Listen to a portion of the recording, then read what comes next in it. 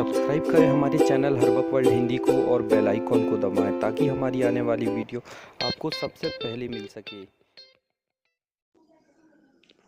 देखिए अभी क्या है, सब किसानों की फसल लग चुकी है। फसल ग्रोथ में है। इस समय कई तरह की बीमारियां आ रही है। फंगस आ रहा है, वायरस आ रहा है, कृषि से कीट आ रहे हैं, जड़ सड़न हो रहा है, तना छेदक आ रहा है, पत्ती मोड़क आ रहा है। ये सारी जो बीमारियां आ रही हैं, इनके दो मुख्य कारण हैं। हर बीमारी के दो मुख्य कारण हैं। इन कारणों को ध्यान से समझ लीजिए। देखिए, जो लोग जैविक खेती कर रहे हैं, पिछले 3-4 साल से कर रहे हैं, प्राकृतिक खेती में आ चुके हैं, उन किसानों के खेत में आप जाके देखोगे कोई बीमारी नहीं, ना फंगस, ना वायरस, ना कीट, आराम से मजे में है वो किसान। जिनके यहाँ बीमारी आ रही है वो कहीं ना कहीं रासायनिक खेती कर रहे हैं, या कहीं ना कहीं उनकी मिट्टी का पीएच गड़बड़ है, मिट्टी में कार्बन नहीं है, मिट्टी में जो है मिट्टी की इकोलॉजी फंगस वायरस वाली इकोलॉजी ज़्यादा हो है। ठीक है ना, बीज गड़बड़ है। ये सब कारणों से बीमारी आ रही है। ये सब कारण क्यों, उनके मूल कारण, इन सब कारणों का जो मूल कारण है वो समझिए। बीमारी आने के दो मुख्य कारण हैं। एक, पोषक तत्वों की कमी, विशेषकर खनिज तत्वों की कमी, और कमी को हम कहेंगे अनबैलेंस होना। ठीक है ना। कभी कभी अधिकता के कारण भी बीमारी आती है, जैसे नाइट्रोजन पौधे में ज्यादा हो गया तो बीमारी आती है। तो अभी बीमारी आने का जो कारण है पोषक तत्वों में अनबैलेंस, उसका समझिए। नाइट्रोजन, प्रकृति में नाइट्रोजन और आयरन, नाइट्रोजन और सल्फर, नाइट्रोजन और कैल्शियम, ऐसे सारे चीजों का अनुपात तय है। जैसे क्या होता है कि नाइट्रोजन का अनुपात तय है, एक मैं आंकड़ा आपको बता रहा हूं, 100:1। नाइट्रोजन आयरन का जो अनुपात है, अगर नाइट्रोजन प्लांट में 100% होगा तो आयरन 1% होना चाहिए। ये 100:1 का अनुपात है नाइट्रोजन और आयरन का। अगर जो है नाइट्रोजन का अनुपात 50 हो गया और आयरन 1 ही है तो पत्ता केवल पीला पड़ेगा। लेकिन अगर जो है नाइट्रोजन का अनुपात 100 है और आयरन आधा हो गया, 0.5, तब वहां इल्ली आ जाएगी।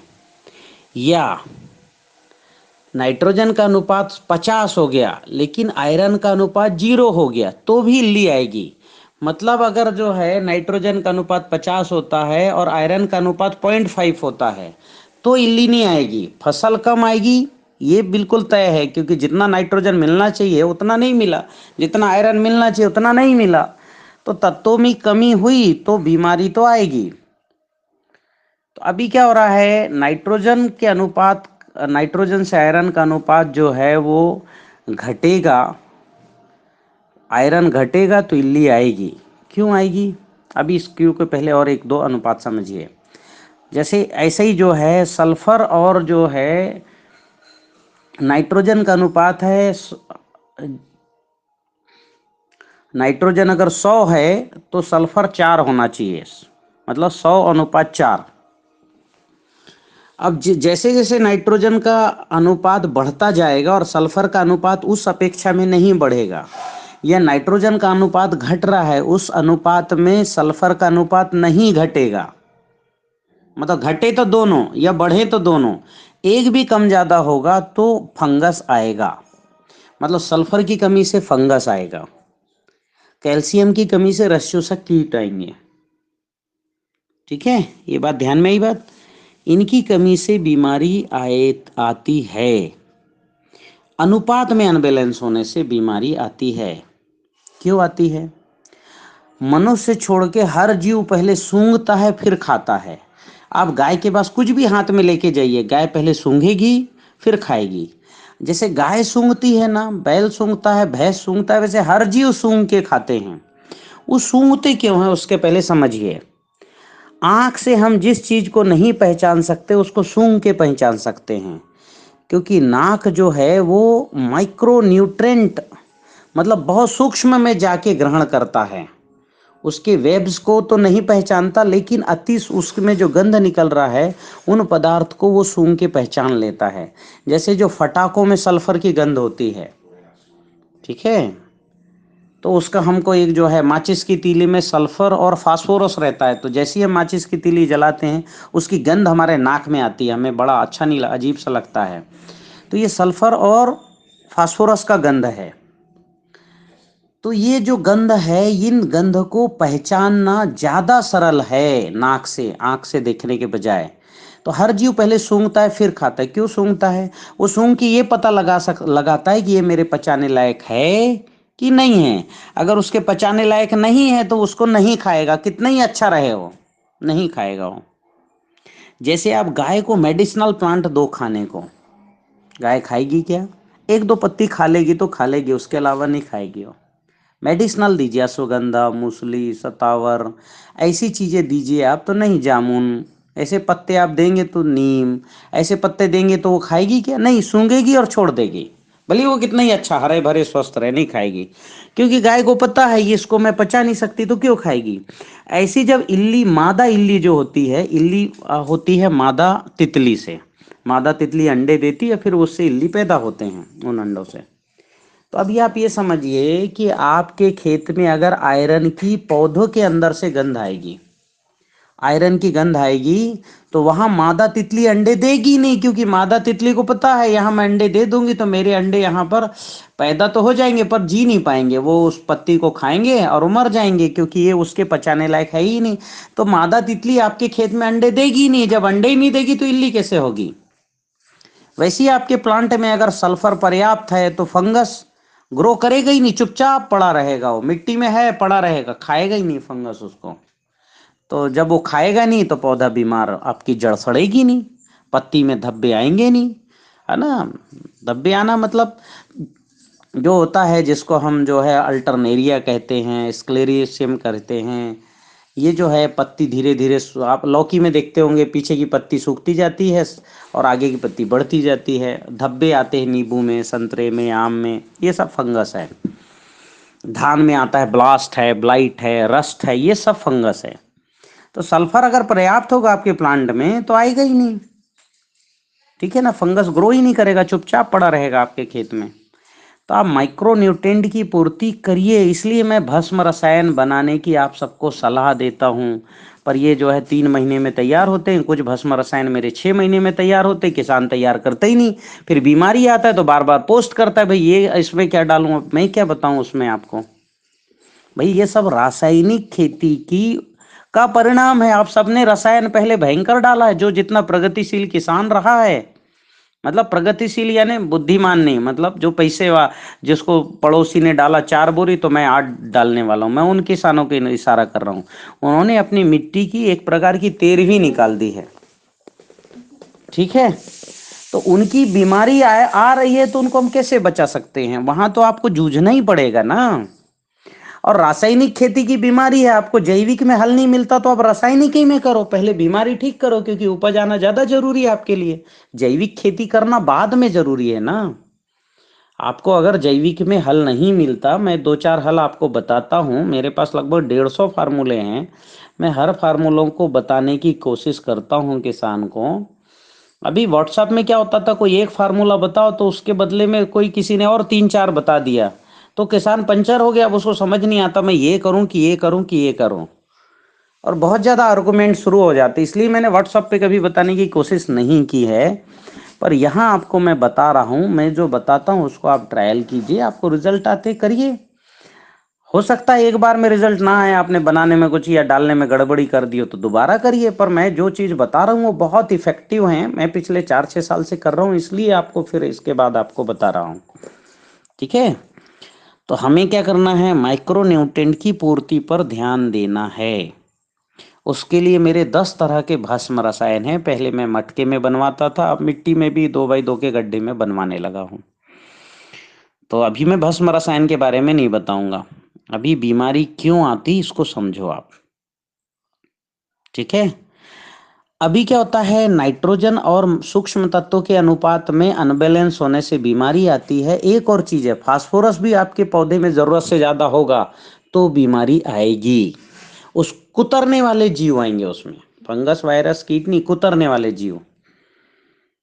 जैसे फास्फोरस जैसे प्लांट में ज्यादा होता है ना, फास्फोरस बड़ा लचीला पदार्थ है, फास्फोरस प्लांट में ज़्यादा होगा ना तो पौधे पौधे में कुतरने वाले कीट आराम से बैठ के कुतर कुतर के खाएंगे, क्योंकि फास्फोरस लचीला होता है। इसके लिए मैं आपको एक इकोलॉजी का उदाहरण देता हूँ। सबसे ज़्यादा फास्फोरस किस में होता है? सबसे ज़्यादा फास्फोरस होता है आपके गोबर में और लकड़ी में। चाहे गोबर गाय हो, बैल का हो, भैंस का हो, किसी का भी हो, जर्सी गाय का हो, किसी का भी हो, उसके गोबर में फास्फोरस कंटेंट ज़्यादा होता है।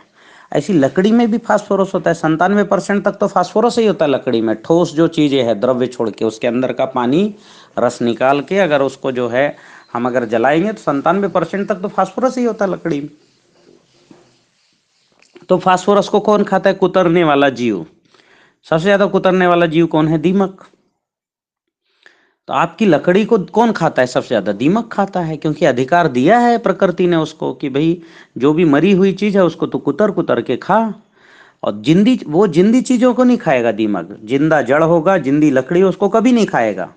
जीवित लकड़ी और जीवित जो है गोबर को केवल व्हाइट ग्रब खाएगा। व्हाइट ग्रब यानी सूंड इल्ला, सफेद इल्ला जिसको बोलते हैं, वो खाएगा। बाद में वो लाल लाल कीड़ा बन जाएगा। तो जिंदा होगा तो उसको व्हाइट ग्रब खाएगा। इसलिए दीमक से ज्यादा खतरनाक व्हाइट ग्रब है। तो ध्यान में आई बात, ये तो व्हाइट ग्रब खाएगा या दीमक खाएगा? दीमक और व्हाइट ग्रब को कौन खाएगा? दीमक को कौन खाता है सबसे ज्यादा? तो जीभ बाहर करने वाले जीव, जिनकी जीभ लंबी होती है, ये 3 इंच लंबी, बार बार बाहर करते हैं, जैसे सांप है, छिपकली है, ये उसको खाएंगे। और उसको खाएंगे तो क्या होगा? उनके अंदर भी फास्फोरस ज़्यादा हो जाएगा।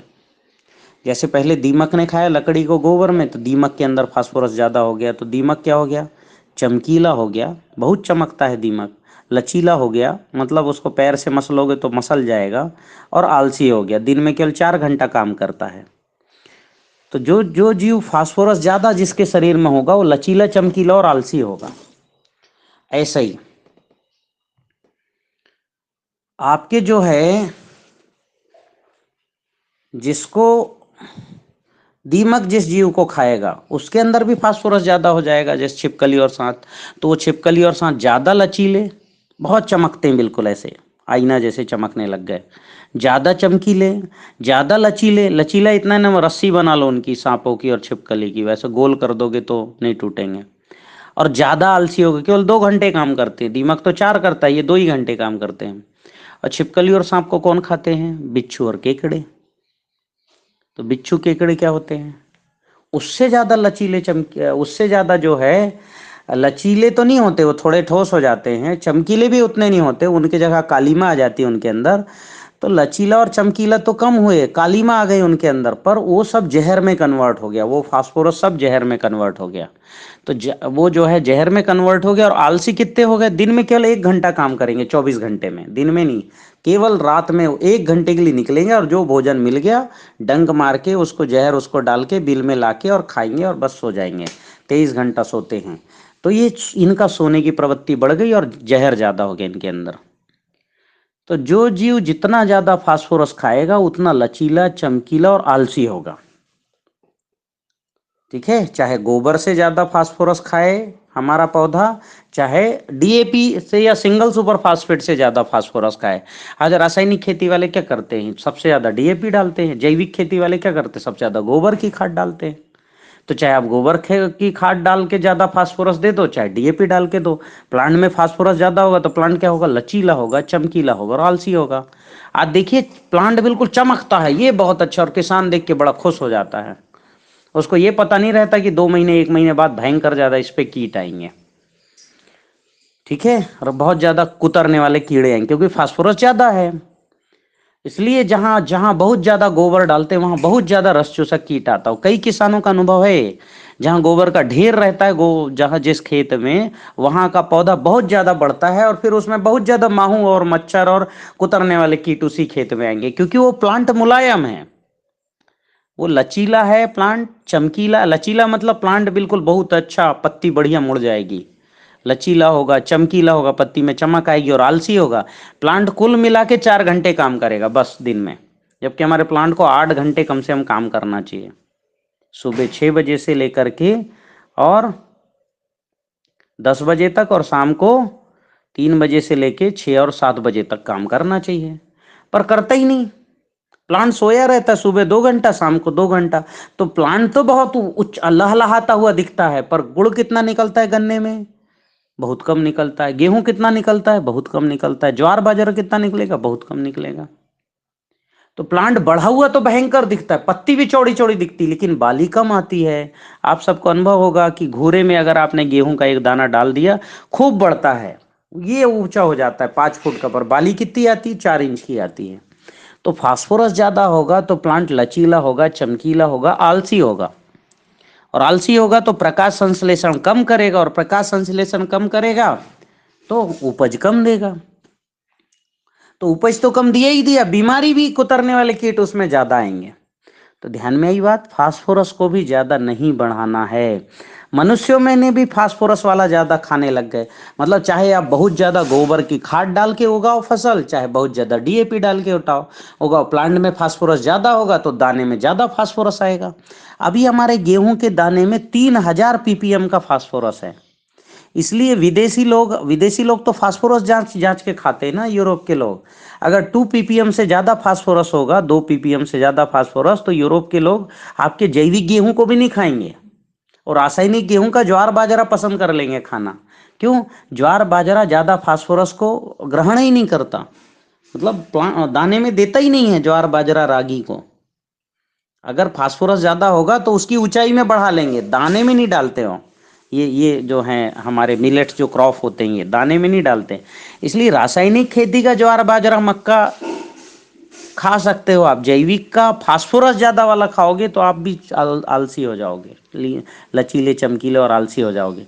और इसी वजह से रासायनिक खेती में हम केवल डीएपी या सिंगल सुपर फास्फेट खूब डालते हैं।